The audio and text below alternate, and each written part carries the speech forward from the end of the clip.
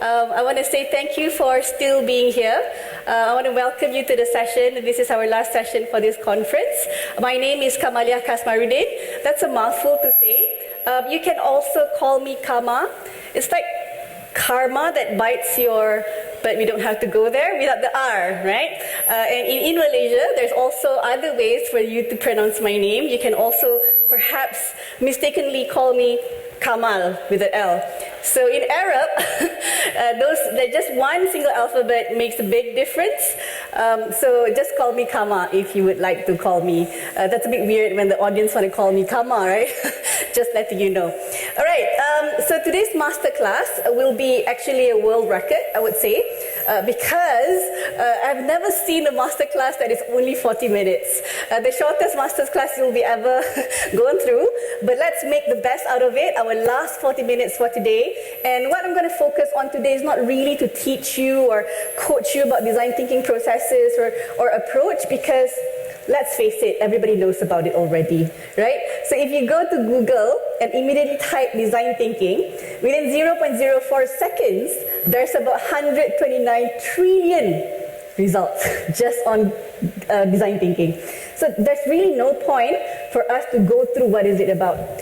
So today's focus is really just going to touch a little bit on what design thinking and why it has been catching so much attention. Secondly, we would have a conversation around what does it mean for you in talent strategy? What bothers you so much, concerns you, worries you about talent strategy, so that we can have that conversation. And lastly, we are trying to play a different lens in how do you look at strategies with design thinking. So I'm not going to dive deep into the tools at all, but it's just really about the mindset and the awareness and consciousness that you should have when you are in those phases of design thinking. All right, so we have around 42. So that's a lie, I don't know, I don't really count. We have around 40 people today, and we are going to have a very simple activity. I know it's the evening, but it should be as simple but also very important for you. So hopefully you can actually stay to the end of 40 minutes for us to go through just a very simple exercise together. All right, so a little bit about me. So this is basically my life. Horseshoe crab is not a pet, yes? Bit muffled? Is this clearer? Does this sound like me more? Thank you so much for that feedback. The thing about us hijabis, we have this cute bongo over there, so it's hard for me to wear this mic, but I tried my best.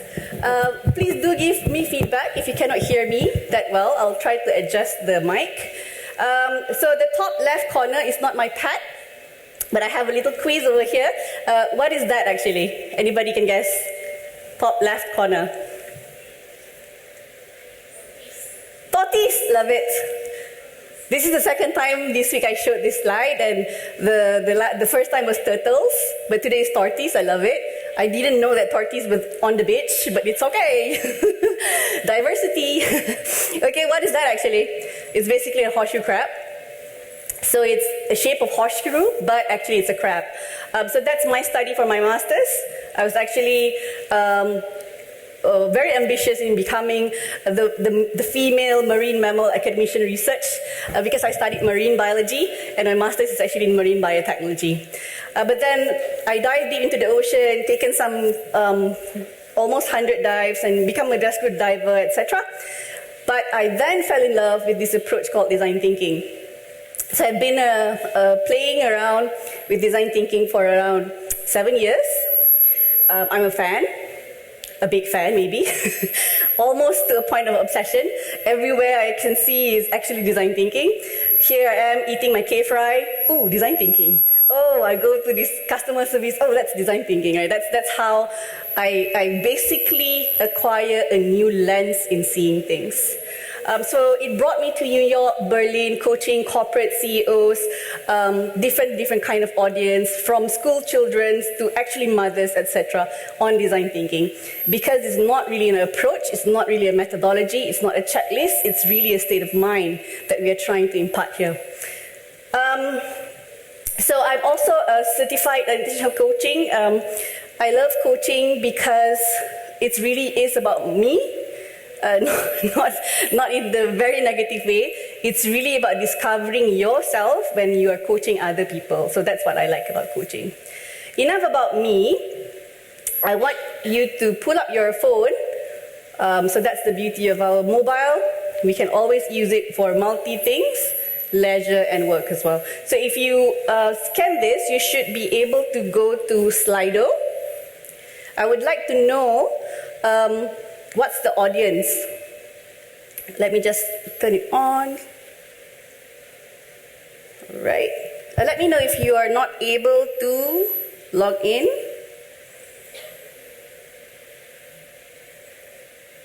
So if you need a code, the code is ETHR, all caps, ETHR. ETHR. All right, so if you're in there already, the first question is, what's your role in your organization? You can make it, this is an open question. You can interpret this question as flexible as you want to. You want to go formal as if that you're filling up a form, that's fine. If you want to express the pain that you have through this question, that's fine as well. What's my role? Getting people to be in order, for example. It could be that. It's really up to you. Okay, we have talent management, regional IT director, TA specialist, L&D, an educator, love that. We are all educators in one way or another. Development consultant, HRM, HR partner, manager, management mobility. All right, thank you everybody. So basically we work with people, right? All of us here cannot run away from dealing, understanding, communicating with people. Wow. It's okay? Are you okay there? All right, okay, all right. So thank you for sharing that. I'm going to go to the next one. We have ambitious agenda, which is 5 items. So I'm going to go through about PwC's Academy for a little, and I'm going to also try to share the shortest explanation on design thinking I've ever made in my life, what is talent strategy today, and a view through the lens of design thinking, and hopefully we can do some reflection together. All right, let's get to it. About PwC's Academy, so as I assume, PwC is not a foreign brand, meaning to say that people have heard about PricewaterhouseCoopers or PwC either or, but PwC's Academy is actually an infant still. So we are about 2+ years on the field, and specifically for Malaysia, but in the global context, we have about 35 based actually in various countries as listed there. So we basically are trying to impart the knowledge that we have created, build, and basically apply ourselves in PwC to external as well. So what we do is we offer programs, services, consultancy, advisory in the realm of learning and development. So it could be figuring out your strategy. It could be figuring out your blueprint of learning, whether or not it's digital or analog. It could be something around your leadership skills program, etc. We are also there for you. So we are also in the business of preparing future leaders using the things that we know, test, failed, and win, which is actually a PwC professional framework. So around the PwC professional framework, we also craft programs that we ourselves use internally for you. So we have 6 academies so far under the PwC's Academy: Digital Academy, ESG, Government and Risk, Leadership and Human Skills, Tax, as well as Finance and Operations Academy. So what we are also trying to do is make sure that this content and knowledge are accessible for all.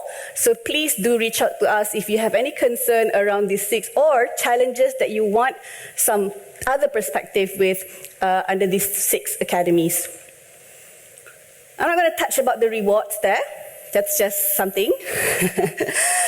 What we offer includes modular courses. We do also have e-learns, online learnings, virtual learnings, hybrid learnings, and also classroom learnings. We also do bespoke services, for example, from strategy, execution, analyzing gaps until the delivery as well. So we are trying to make this accessible, as I mentioned, so we don't just do it in kind of like a holistic solution, but we will start where you need us to be with you. All right, enough soft selling. Let's go into the details of design thinking. So as I promised that I'm going to try and attempt to explain the shortest way possible about design thinking. And this is basically on my personal interpretation and understanding based on my own personal experience and application. Before we go to that, I want you again to take out the phone or iPad or anything that you can use today and search for an image, sound, or video. So who here actually are on TikTok? TikTokers? No? Ooh, wow, this is amazing. Consumers? You don't have to actually produce any videos, but you consume TikTok? No? Okay, all right, this is going to be hard. Oh, yes, thank you so much. We have two people, Norita and another person. So in TikTok, again, we are working with people, and the most important talent that we can actually try to focus on are the younger generation. And one of the key reasons why we have to focus on them, not because they are difficult, but because they are actually great in collaboration. It's just a different vibe, right? So we need to make sure that we are keeping up with this trend. So there's this trend going on in TikTok that's called "Tell Me Without Telling Me." Oh, suddenly, yeah, right? So I don't know. There's like a wide range of this. It's always again about your perspective, right? So we can say this trend is ridiculous because all we see are just the ridiculous stuff that actually is being built. But if this trend is being built upon learning, then it's going to be quite fun and interesting and beneficial as well. So let's try this exercise. Take out your phone and search for an image, sound, or video. If you have learned about design thinking, you know what design thinking is. Tell me or show me what design thinking without telling me. So I have my own photo prepared. You can start searching photos or videos, and once you're ready, please raise your phone so that I can see what are you telling me without telling me. This is your creative activity here. How do I do this? What's the right answer? What is Kama trying to point here? Nothing. It really is just trying to tease your creativity a little bit. Tell me without telling me what is design thinking. You can show any image that say, this to me is design thinking. A video, this to me is design thinking. A music that say, this is design thinking. I'll give you about 5 more seconds. Google are very fast, actually. 5, 4, 3, 2, 1. Okay, can we have a show? Like, what does it look like for you? Can everybody raise their phone and show? What is that? Do you have something? Ooh, can you put it up? Okay, higher a little bit. Yeah. If you can see, it's actually basically messy. What are you showing? Right, the processes. What else? Why are you guys shy? I don't want to show my craft. That's not your craft. You just Google it. It's fine. Nobody's going to judge what you have. What do you have? Ooh, tell me more. So it's basically kind of like an archipelago view. Why do you choose that photo? I feel there are many people in the organization that actually we can work better together if we have a... So right now they're individual islands, separated. Yeah. Oh, I love that. I used the same analogy just last week. Yes, this one. Oh, okay, tell me more. This image is basically a bunch of rubrics in an image. Everyone is creative in their own aspect, and you can get the design out of the. Love it. Everybody is creative, and they all have their creative muscle. You just have to push it out of them. Yes, a bulb. He's trying to don't look at my photo. It's a bulb. Okay, why? Why a bulb? You have to think of the design. You're the think of the design. I love that. What about you? Like the sky with cloud. A sky with a cloud. Why is that? Like the sky is limitless. Oh, I love that. Okay, sky is limitless. What else? And clouds are like different design. It's just unique in its own way. Yes, it's individualism as well. Yes. All right. So can I just get some content for my media? So can you guys put up a photo of your phone so that I can just give a shot? Yes, thank you so much. Love that. All right. So this is what I will tell you what design thinking without telling you. Familiar? Any of you have been in this kind of space where there's basically just multitudes of post-its and colors? And we felt like, ooh, I went to design thinking, right? As long as there's post-its, there's design thinking. So that's the kind of belief. And this is basically kind of like a satire to me, this image, is because it is, while it's entirely true, but it's also entirely misleading as well. Because design thinking is not really about getting people to write on post-its. Design thinking is not really about making sure that people have a tool to communicate. Design thinking is not really about spending on the single company, which is called 3M, making sure that we have the post-its in your box. That's not really what design thinking. I can do design thinking without any papers as well, right? That's possible. So that's what I want to tell you about design thinking. However, design thinking, if you really want to define it, is basically a method or approach that emphasizes on user-centric mindset and behaviors. It is really about you and yourself and your team. It is really not about what you put onto people. So design thinking is an intrinsic state of mind. It is really something that you have to work with yourself before you're able to apply it to others. That's the thing that people don't share because they want to be able to let you know that you can do it. But that's not how it works most of the time. So I use the two of the words method and approach here because method and approach actually applies in different situations. When you do method, it's more about you and the problem. When it's approach, it's really you and the people. So it can be both ways. When you're dealing with problem, you can use design thinking. When you're working with people as well, you can use design thinking as well. So why I want to make it explicit is because it's not really just for innovation, because most of the time when you hear about design thinking, they will force the word innovation onto you. And the misleading conversation is when you have design thinking, you'll push innovation. Yes, but it's like from Malacca to Perlis, the distance, like thousands of kilometers away from starting design thinking to innovation. So it's not a magic trick, it's not a fast-way track, but it is the most efficient and sustainable approach that you can acquire as individuals. That is what design thinking is about.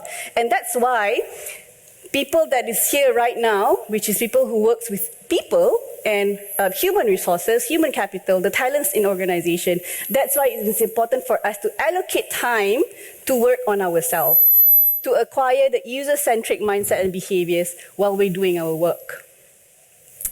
So the world is less predictable. This is going to be the journey. If it's not by day, by hour, perhaps. Some people have more volume than others. Some people have more complexity than others.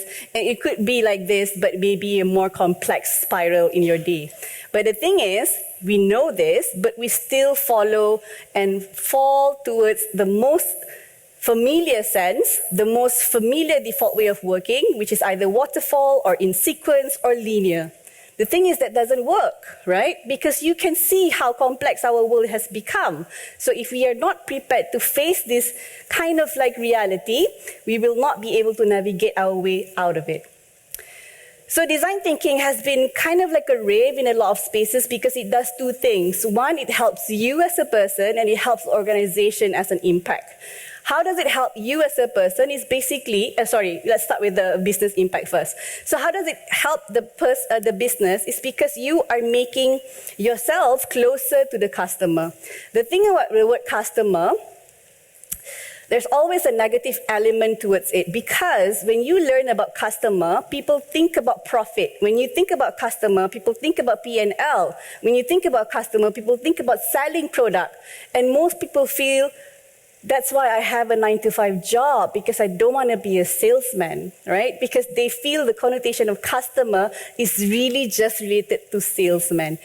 Everything that we do involves selling. That makes us facing our customer every single hour of the day. Give me an example. Do you know who your customer is in your organization? Who's your customer? MNCs that does manufacturing. What's your role again? HR. Okay, so what's your customer? The name Yes. Now, who's your customer? of one of it, Quayside. Okay, so you are a HR provider, your organization? No, we are manufacturing house. Okay, so that's a very simple example. When I ask this person, not spotlighting you, So when I ask this question, who's your customer, to a person, immediately you are very high at business acumen. I think about my external client, I think about who's going to purchase my product. But let's talk about us as HR people right now. Who's our customer? Yes? Employee, staff, Sorry? staff. Staff? Yes, that's the thing. We try to differentiate the customer as if it's lesser priority than the others, right? Like, oh, it's internal, so you can discount a little bit, right? Oh, external, highest priority, my best performance today. I have to be always kind because they don't need to see the other side of me when I'm dealing with the internal, right? We try to double standard these customers, but hey, who are we kidding? We are HR who are supposed to service our customer. It doesn't matter if the customer is internal, it is still our customer. Once we know and learn that the word customer applies to not just external, it changes the way that we see our service. It makes us more motivated to see that's how I make the connection between how I'm adding value to the business. HR people, human capital people, L&D people, we are in charge in making sure people, the closest around us, feel good about the organization so that they can sell the product outside. We are the best babysitters. I know the word is really dirty, right? I don't want to babysit people. Hey, babysitters are noble, okay? High patience. Okay, so that's the word. Being closer to the customer is a state of mind, is a mindset that we have to adapt if we really say that we have design thinking as a skill. So people who already put design thinking practitioners in their LinkedIn need to give themselves a check. Do I really know who my customers is, right? So if you're able to identify that, if we have the customer service mentality, we're able to see a bigger shift in terms of access, service, care, well-being, etc., etc. Okay, that's why it's also hard. Because we will be contemplating, do I even have the space to allocate for that? We'll get into that in a 4-hour class. We don't have 4 hours today. But let's move on to the next one. Another reason why it's very important is it really works with individuals that help collaboration with other teams, right? So it helps you to build empathy. It helps you to build an unconscious problem-solving skill. You are in a constant mode of solving problems, identifying, recognizing, trying to think about ideas. The thing about us design thinkers, the biggest time wasters for design thinkers are actually flaring. We are just full of ideas that we cannot stop. That's the problem. And that's why I said multidisciplinary things and multidisciplinary people are great, because some people know when to stop, some people just don't. And that's why we need each other as well. Number 3, experimentation and error culture. I love the word error here because error is somehow allowable. However, failures, mistakes, faults are all signs of giant weakness. We don't allow that. But error tak apa, it's okay. Error, this is just error. It's almost like typo.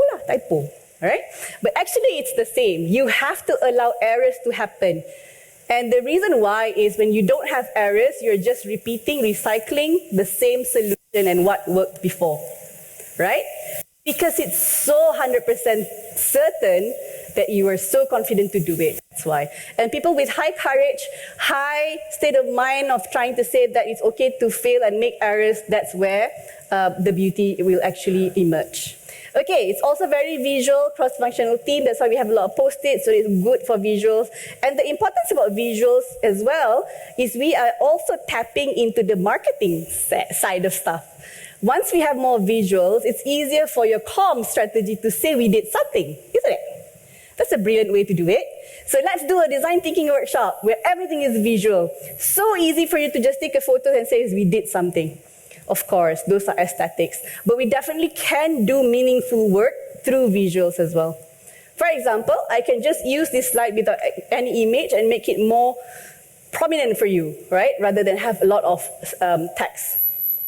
Okay, so to the question where I believe that you guys have the most expertise compared to me is talent strategy today, right?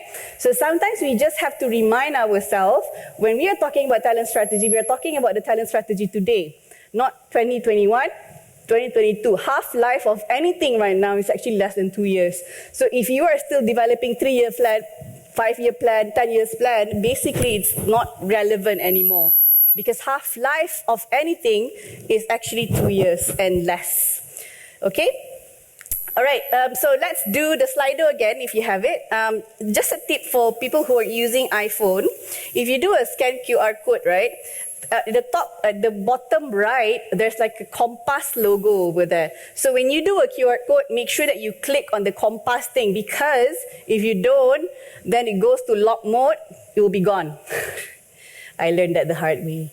So make sure that you go and transport it to your browser. That's what I'm saying. Okay? All right, let's do this. The second question is, which area in talent strategy is the most challenging for you? Again, the code is ETHR if you need the code. Retention, yes.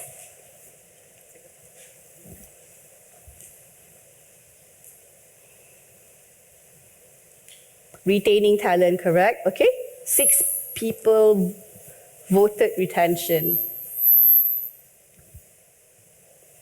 Oh, Lionel, can you switch to the other tab? Thank you. He was waiting for me there. Okay, thank you so much, Lionel, for that signal. The other tab? The third one. Yeah, perfect. Thank you so much. So a lot of people struggle with retention. What's the rate of letters that you're receiving per week right now? Anybody wants to share the goss? Spill the tea? No? I think a record that I've heard so far is 89 per week. That's not bad, right? Someone made face, what, 89? That's true. Yeah, 89. All right, retention, career pathing, rewards, capability building, making the team happy, love that, engagement, identify them, career, okay. Thank you so much. I think we can close the Slido right now. We get some idea on what's actually worrying you is retention. So why is it hard? Maybe anybody can share with me, why is it hard for this area, retention? I can tell you from the employee's perspective, if you looked at my LinkedIn, I mean, how many companies I've worked with, right? And I can tell you frankly why. But let's hear from the HR practitioners. Why do you think retention is hard? Why is it a concern for you? Yes. Yep. I think the biggest problem I have when it comes to talent retention is that the burden is put on HR instead of the entire leadership team. Love it. Yep. Because I think when it comes to talent retention, it's not really per se of HR operations. Right. So it's often a statement where when the retention issues or problem arrive at your foot, right, as HR, it's already too late, isn't it? Because the experience that actually that person goes through until it came to you is very, very complex and intricate. And we have to capture all of those journeys and moments before they come, right? So repeating what the lady just shared with us is because the burden is always on the HR when it comes to retention. It's always HR alone. But the thing is, that's just one of the component in the equation, right? So maybe you can share with me, if we are looking at retention as an equation, what are the components in the equation? Anybody? Ideas, thoughts? No right or wrong. This is us thinking about our own space. What are the components in the formula of successful retention? Anybody wants to share? No right or yes? Making the employees feel that they're part of the bigger picture. Making the employee feel they are part of the bigger picture, right? Is there any more other elements in the formula? Properly rewarded, right? When you say properly rewarded, what do you mean? Basically, they are paid, I think, equally as far as market, as part of the market, in terms of benefit, in terms of reward. That's one of the equation, I would say. The second thing will be the leadership part. Leadership, all right? Reward and leadership. What else of the equation in the retention?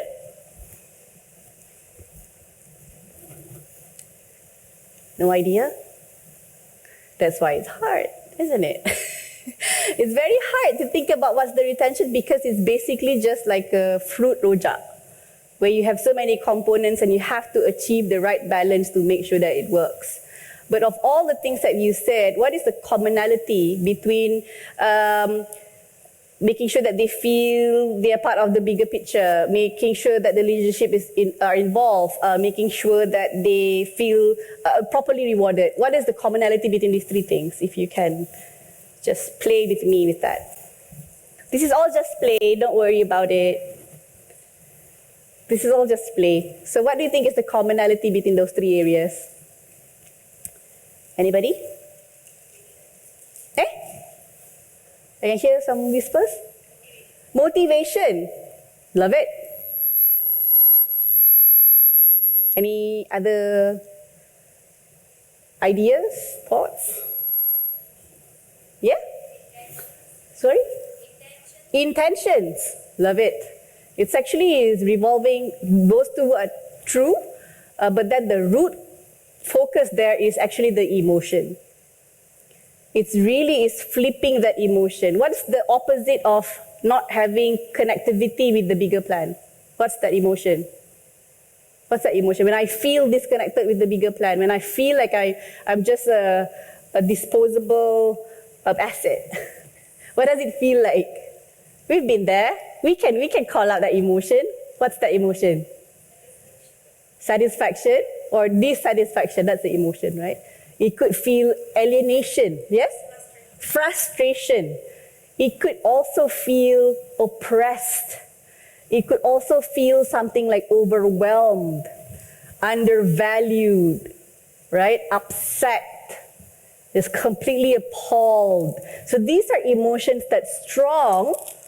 Like when you hear those words, the visual that comes to your mind is big red or like deep dark holes, and people get scared of it. But as design thinkers, we actually walk towards it. Oh, there's a big red signal, let's go towards it. Because we know once we pass that just piece of red shape, there's a lot of opportunities for us to turn that into a more colorful image, right? So that's the thing about talent strategy, is because the fact is we know that it's really about motivation, people's feeling, what do they feel, make them happy, you were saying, but it's also something we dare not to touch upon because it's going to get wicked, right? So that's why we have to have the design thinking lens, so that we are not forcing ourselves to say, we will solve every problem. Or over expectations, right? We can actually do everything. Sometimes we don't do anything because it's just too scary also. All right, so solving a problem starts with understanding it from the horse's mouth. People learned to communicate, articulate pain points and needs and challenges based on readings, materials, and conversation. If you were not exposed to the term, I feel disconnected to the business. I feel I'm not I feel like I'm not able to relate to the strategic plan. So these are words that you learn and pick up from the environment. But if you don't learn this, what would you say? That's what we want to know, right? So some people are very courteous. I feel I'm not rewarded enough. Oh, wow, that's hard. How do I manage that? I'm not rewarded enough. Tell me more.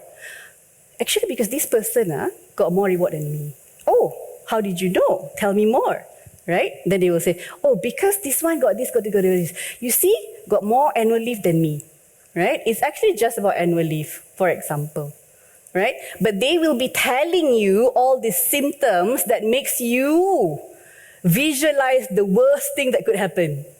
It is us to visualize this actually, because we learn the word, they learn the word, we communicate a diplomatic word so that we are not able to express our feelings the way that it is. When you are not able and have no space to do that, we will never be able to solve the problem. That's always my issue when I'm coaching people in design thinking as well. So give me an idea on how do you improve retention for employees. Reward lah.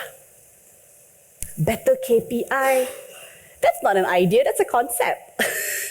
Everybody is doing reward, but what kind of reward that speaks to you and your people? What kind of reward that actually addresses your own pain point? I cannot tell you, I cannot ideate for you, but your people can.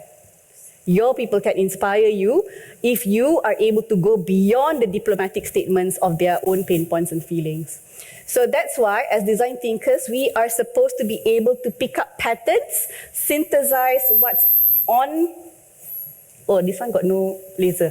But what's on the flag, which are the symptoms, and what do they actually mean? It's almost like talking to a little kid lah, right? Well, my kid throws a tantrum. I'm not married. I'm just pretending I have a kid. I have like 4 cats, but that's also a kid, right? So my cat don't want to... Any cat people here? I don't know. No cat people? Okay. So cats are able to go to the litter box by themselves. So they don't have to have pee pads or, they know exactly where to go to do their business. And one of my cat choose to only do at the side of that box, right? Not inside, at the corner. At the corner. So when I ask him, right, talking to a cat, why did you do that? Why did you do that? Of course, the cat couldn't say anything. But the reason behind that is it's actually a manifestation of space. I want to make sure that Mom, I am here. That's my corner. That's my poo. So you realize I'm there. That's the communication that he's trying to do. But we translate it as the naughty boy, right? Poo outside of the litter box. Those are just symptoms. But the underlying meaning is something that we have to study a little bit more. All right, move on. So people do, people say, people think, people feel are actually the impact and the cause of all of these matters. So people think, people feel, people say based on their learned environment, the conversations that's happening around us. So that's why culture is what happens when nobody's looking. Culture is small nuances like, oh, you have to be careful with that person because that person always spins stories. Those are cultures. Those are learned behaviors. We naturally don't have that, but we learn it from our environment actually. That's very true. All right. Talking about trauma. Trauma is also something that you have to deal with, especially your organizations are receiving more new people from previous organizations. So you can see, you can actually have a data. If you have a lot of numbers for talents that have been to many organizations before, there's a chance that they will carry that trauma into the organizations as well. So you need to almost do a ritual for them to say goodbye to your trauma. This is a new house. I did that for my own self actually, to be fair to my employee and organization.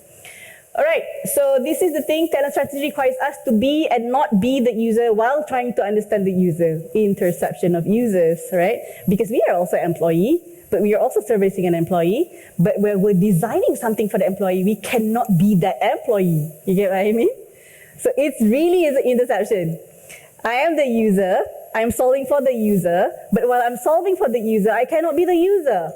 But then, as a user, I will benefit the things that I created for my user. And being able to step out and step in to a designer's mode is actually a practice that you have to acquire. That's when you will acquire the design thinking lens as a strategy that we're saying. So just a humor a little bit over there, right? I, for one, am guilty for buying something just for aesthetic purpose. Pretty, let's buy it. But recently, there are two ways. Most of the time, I'm a pretty practical person. As you can see, the way that I conduct myself, I'm a bit kind of like rough and rustic a little bit. So I do prioritize practicality, but sometimes I will then purchase something just for aesthetics, right? This is a true story that I want to share with you. Yesterday, I had a virtual session for 2 hours.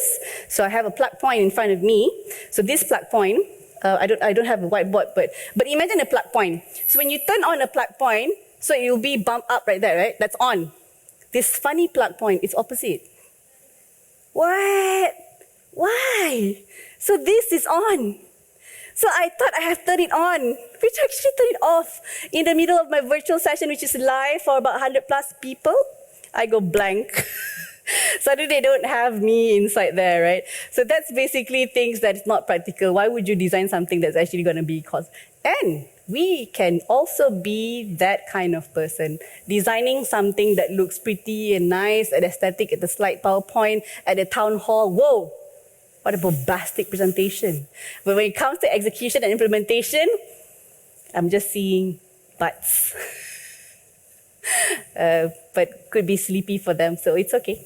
All right, moving on. It really is about, you've mentioned a few of this in Talent of Strategy, but overall, the core point of talent strategy is really about making sure people are happy or a sense of belonging, etc., etc. But it really is about increasing enough psychological safety where people can speak up when they need to. They can also not speak up when they don't have to. They can also collaborate and cooperate with you. They want to see you successful by providing you valuable feedback that can help you, right? So psychological safety is not about mollycoddling.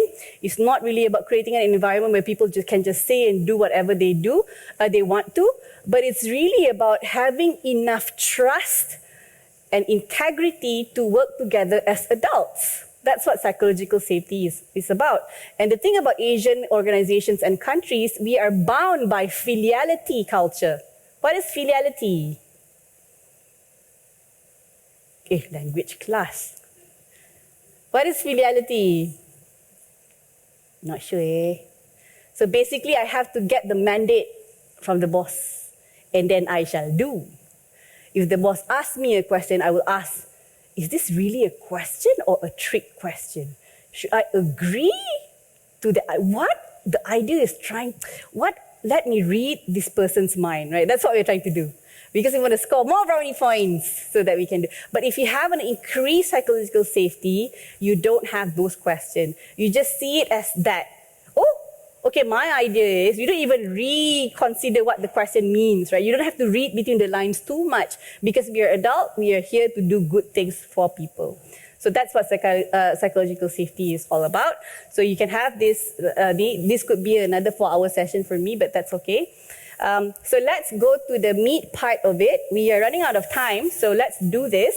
A view through the lens of design thinking. So what I can share with you is a very short case study. And don't be, I don't even have my mic even. Is this my mic?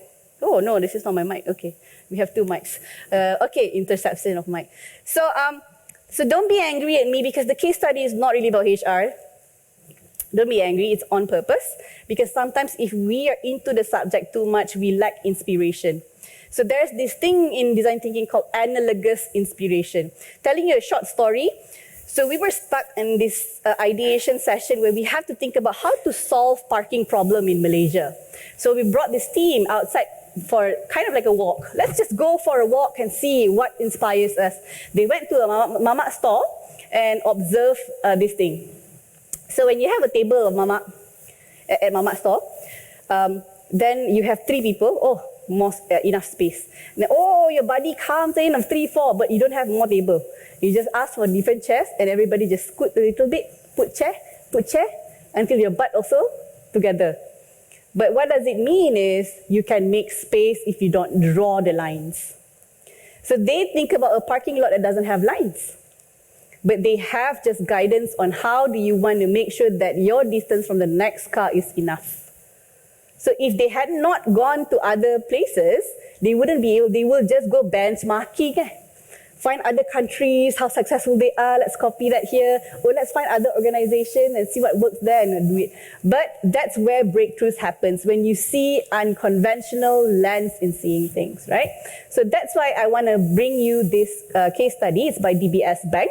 So DBS has a challenge where they wanted to actually reduce the amount of analog or manual transaction in banks and move it to digital. So the mandate about it. Let's be digital. And your focus is really the senior citizens in Singapore. So the team went on. Okay, let me just go back. Immediately, what's your idea to help senior citizens for digital banking? What can we help them with? Simple.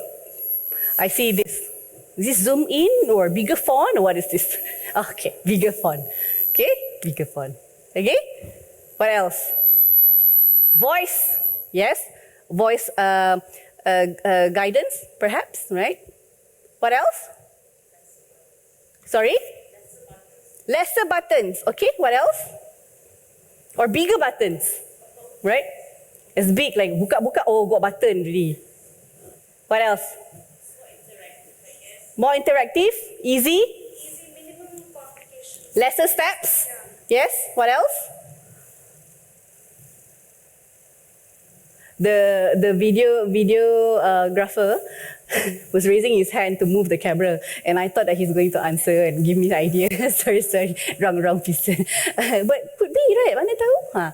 Okay, so the ideas that you have right now is still focusing on an application, isn't it? You don't move out of that.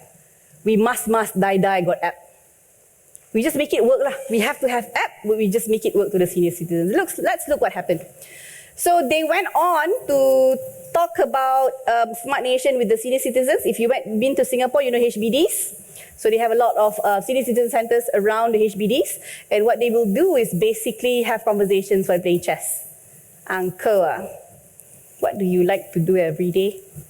And some people were actually stationed on the bus stations and ERLs and MRTs. They don't have ERLs, MRTs. Stationed there to observe how they behave and how they look like. So they noticed a few insights, right? What they noticed is basically this. Most of the senior citizens have something, wearables, a lanyard, a kitchen type to, uncle smart, tuck in pants, then got clip here, proudly with the keys, right? And then with the lanyard, with all the keys, or just a bunch of key pouch or something like that. So they're inspired by this observation and try to integrate digital solution into things that they already know and familiar with. So the question is, are they still doing transaction digitally? Yes. Because they don't go to the counter, they go to the ATM, they use just one single thing. So they probably go once a month or once a week to the bank, say, top up my thing. And then this thing is basically what they are using instead of just cash money for transactions, right? So they are trying to make it work for the senior citizens by using this, but not forcing them to change their behaviors if that's very hard for them to do. You will be frustrated and tired forcing people to change their behaviors, but you have a choice to integrate what's their current behavior and make it a win-win for you and the user as well. But this requires definitely an observation, insight, and a little bit more courage to really see, hey, let go of the app and see this is going to work or not. Okay, so the result is basically 40% of elderly converted to cashless method. Pilot program was twice oversubscribed. And this Madam Mori is very happy. Let's unpack that together. So the first part, which is the design challenge, is really about setting yourself as co-designers. So wearing a design thinking lens is really about reducing the load, borrowing the lady just now said, the burden is all on me. So if you have a co-designing mindset, you will know it's not all on you. In fact, everybody has something to say about their own idea. You just have to allocate some time to find out what they want to say. So co-designing as a mentality, as a lens is very powerful for us because we are not also, because talking to people actually gives us energy. I'm actually quite introverted. Contradiction, I know. But I'm actually quite introverted. I'm pretty quiet most of the time. Sometimes people don't even know that I'm there. That's how introverted I am. But I know talking to people is really healthy for me. So I do make a point to have meaningful conversations with people. And when you start co-designing, you cannot run away from actually going to the grassroots and talking to your people as well. Second, engage your fellow co-designers in a meaningful way. Who are the co-designers I'm talking about here? Who are the co-designers? Not just your peers or your colleagues. Who else? The senior citizen. Oh, I love that you have referred. Yes, betul, correct. It's the senior citizen, meaning that your user, your customer, the people that is going to be using your solution. That's your co-designers basically, because we are co-designing that together. Draw insights that help everyone to win, right? Make sure that you don't just focus on the negative part or too positive. Sometimes we really want to create a positive narrative of a story or a problem or a project that we only can see the ideal situation. But actually we have to really synthesize and draw the insight that makes everybody win something. When everybody will be able to win something, it'll be a happier place to live in. The last part is talk to your co-designers again. So make sure that you don't make them feel that you only go to them when you want something. It's not a transaction. It's a co-relationship. It's a relationship that you're building and carving so that they can feel, like what you've pointed just now, they are part of the bigger plan. When you have a conversation with them, you know what's rewarding to them. Properly rewarded means that what taps into their inner feeling. Right? Some people get very happy with money, but most people actually don't really do that, but they believe that organizations care equals to more money. That's what they program their mind to be. But if you give them experiences, anything, you can check with them again and say they actually felt more connected with the people. And if you have issues with retention, most people stay in an organization or a company because of two things. One is it works for their lifestyle. Two, it's because of the people that they work with. These are the two reasons why people stay in organizations most often. Okay, all right, let's move on to the next one. The key point that I want to make of all the stories is understanding people is inevitable to co-design a sustainable solution. So I inserted the word co-sustainable over here because you will feel the burnout. As HR practitioners, HR managers, HR capital, L&D, you will feel the burnout because you're carrying so much. Caring, you're carrying, but you're also caring so much. It just bleeds out of you continuously. So that's why co-designing is more sustainable of an approach compared to just being silo and work on your own. Because there's an energy transaction that happens with these conversations and communications with your fellow co-designers, which is your users and customers. All right, the mini lens in design thinking you can try. This is where I'm going to go like a Shinkansen, speed through it because we have no time anymore. Spend time understanding your humans, right? So if it's difficult for you to ask your brain to collaborate with the word customer, just call them human. Because I think the more that we advance to the years, we forgot that we are humans in the end. We are leaders, we are bosses, we are CEOs, but in the end, we are actually humans as well. Right? Humans have feelings, they decide based on emotion, they decide based on what's present at that moment through their head, mind, and heart. So these are the three things that they decide upon. So meet your humans as often as possible. You can either engage them, observe them, or immerse with them, like I've just mentioned with the DBS. You either have a conversation or you station yourself somewhere that you can actually observe these behaviors and kind of like the as-is state. The second thing is write down, right? You want to make sure that you are able to see it. Don't just talk about it, don't just think about it, you have to write it down. Because the playing of words and the choices of terms that you use to describe the human needs and pain points actually played a factor in you processing the information for ideation next. Another lens that you can use is a designer's lens. So make sure that you spend time to craft something. So in order for you to craft something, always start with the design challenge approach. Meaning to say, cepatlah bagi idea. Oh, sorry. Hurry up and give me more ideas. About what? Right? How are we going to solve this? Solve what? That's like so little context and so dry. Like it's almost like a stab to my stomach. Right? But if you make it a little bit more playful, how might we make people in the IT smile more when they interact with internal customers, right? How might we make payroll systems friendlier so that my HT people can go back in time? How might we make new joiners say goodbye to their old trauma and welcome our new culture with an open mind? So if we are able to kind of like describe the focus that we are trying to solve, we automatically are in the mode of creating something, developing, building, figuring out. So you have to have that designer's lens. Lastly is geek out on your craft. So there's this wrong connotation about being geeks. I love to call myself a geek. Because geeks are actually those that really cares about their craft and go above and beyond to actually unsolve. That's a very nice slide there. To solve problems. right? Within their own knowledge and beyond. So geek out on your craft. Allocate some time to really create something. Lastly, is focus on processes to draw insightful inspiration. Most of the time, we are focusing too much on the symptoms. What's present as a statement, that's what we want to go back with. Actually, we have to take the time to see it in the bigger picture, make sure that we put in things where they belong, and reorganize it to see patterns and beyond of that. So the second one, the circle thing, is basically an iterative process of prototyping. So if you're familiar with design thinking prototyping, it really is not about creating a solution right away. It really is about understanding a deeper insight to the problem. Tell you a story. I've worked with an organization who's trying to work around their ESG. So we have to build around 18 prototypes within the span of 6 weeks. It's so draining for them.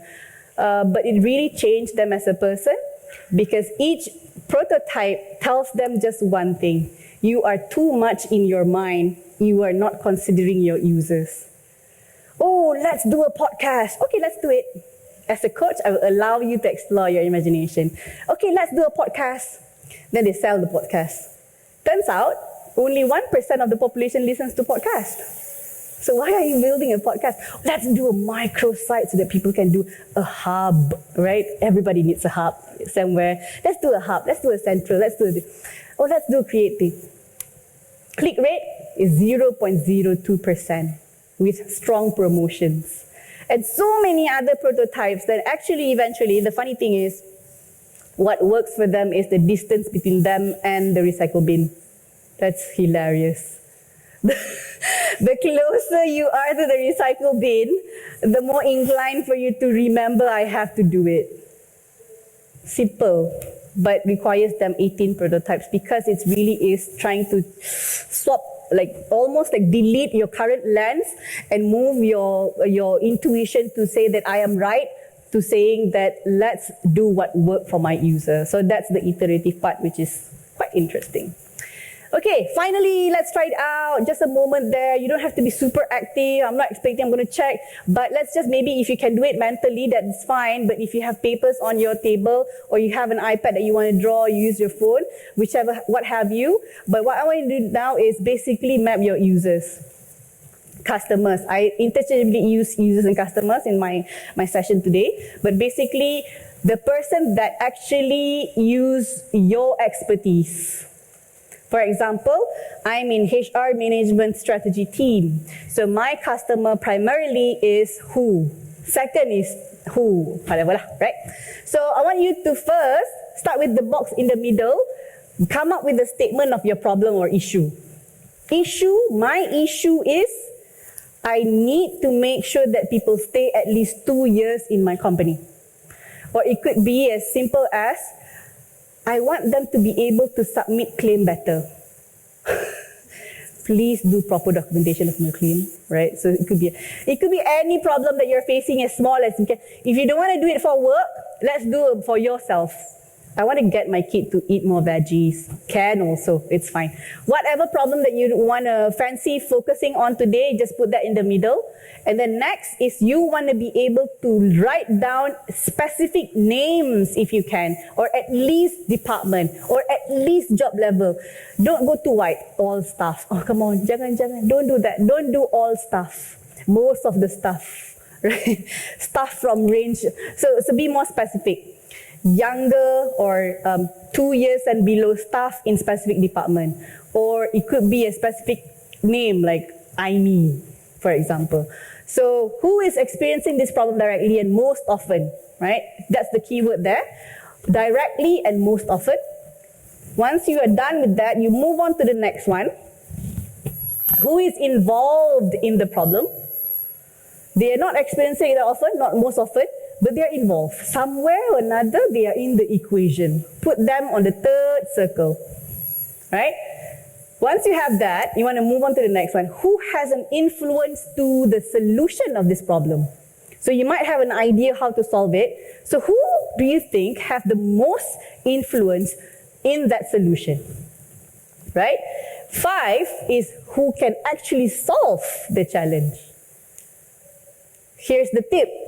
It doesn't have to be you. You may recommend and suggest and consult people to be the solution provider, but you don't have to be the person. So do consider who can solve the problem. Lastly, who needs to be part of the solution? I'm not directly involved, but I need to be part. You know, the CC and BCC. The CC and BCC is here. Well, maybe you have BBBCC, I don't know, right? You just have to rope this person in, right? Okay, so your CC and BCC is number 6. Okay, so once you have this, you have to ask yourself which circle are users and which circle are stakeholders, right? Once you are able to identify this, you are able to separate yourself when you are crafting something. And it should not be intertwined. Most people mistaken this as being smart. Let's hit 2 birds with 1 stone, or half a stone if we can, a quarter if you're even sharper, right? The smaller the stone, the many birds, that's even better. That's our mentality. But if you're able to separate this, you're able to do justice to yourself. Because we will tangle in satisfying the stakeholders' needs and putting us to have to make the sacrifice with the user. Actually, what you have to tell the stakeholders is a story. That's all you have to talk to your stakeholders. You don't have to create a solution for them. You are creating a solution for your users, but you are telling the story to your stakeholders. That's how it's different.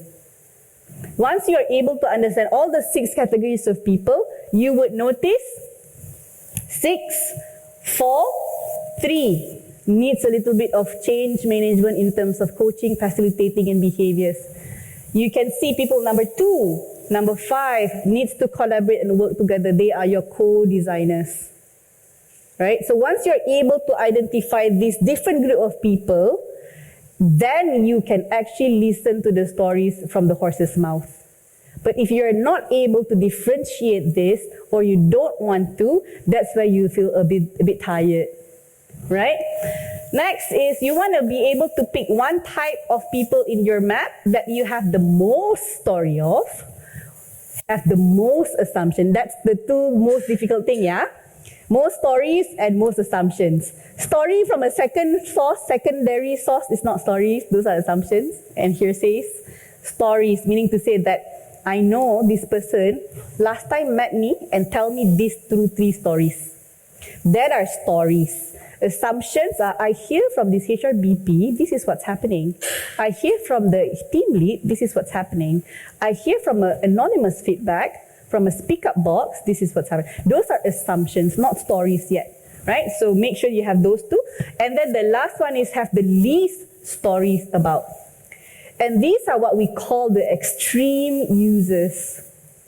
This is going to guide us to be more inspired and insightful because they have a definitive way of saying something or describing an event.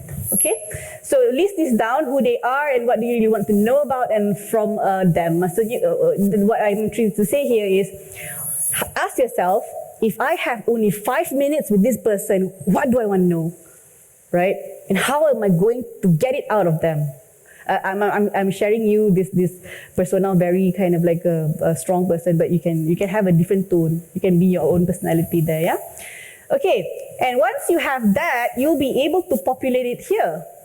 So the 3 types of categories of people that you have are basically the sum people at the corner.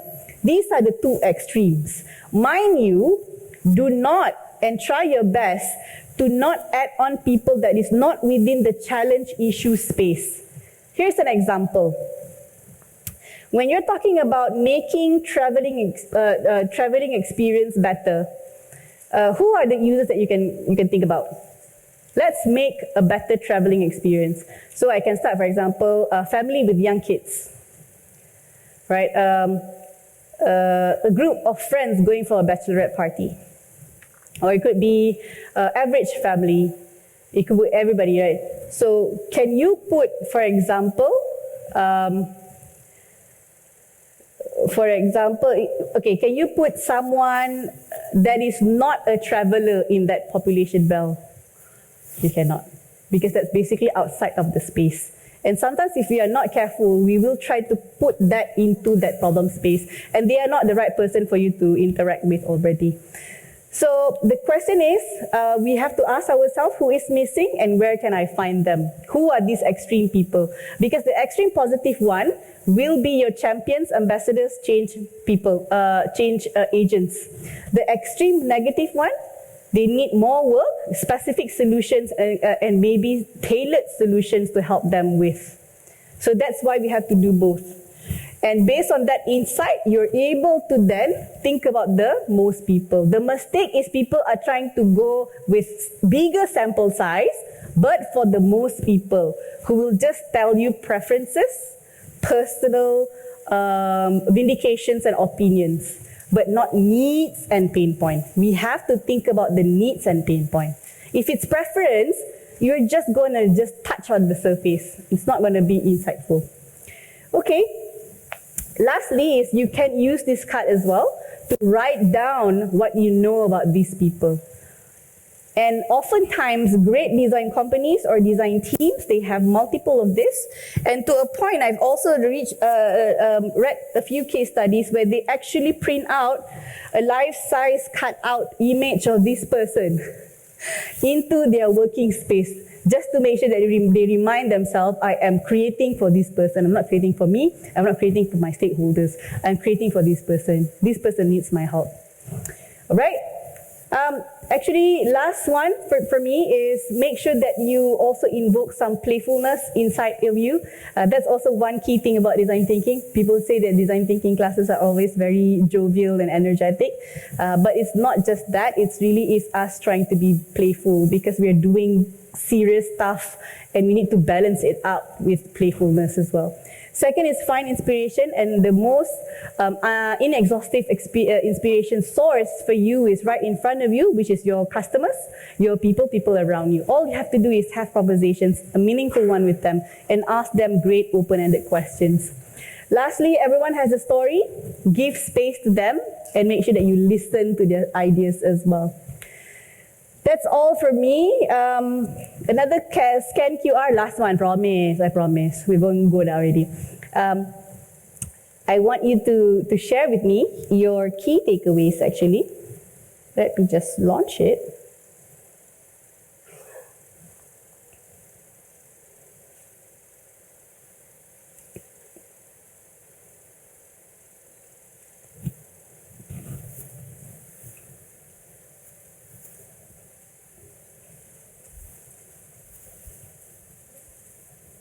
Hold on, I have to log out from my own account. Okay, there you go. What will you remember from today? The code is ETHR as usual.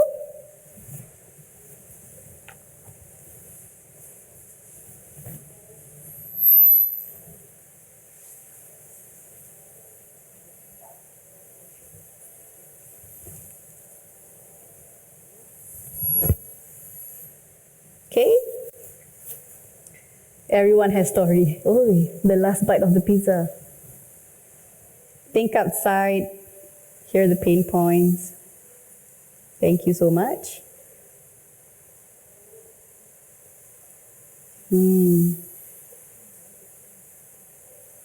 The iceberg. Lionel, maybe you can show, is Lionel there? Yep. Oh, yes. User at heart, love that. Okay, thank you so much. Okay. Retention equals to emotion. Co-designing a sustainable solution. Map your users.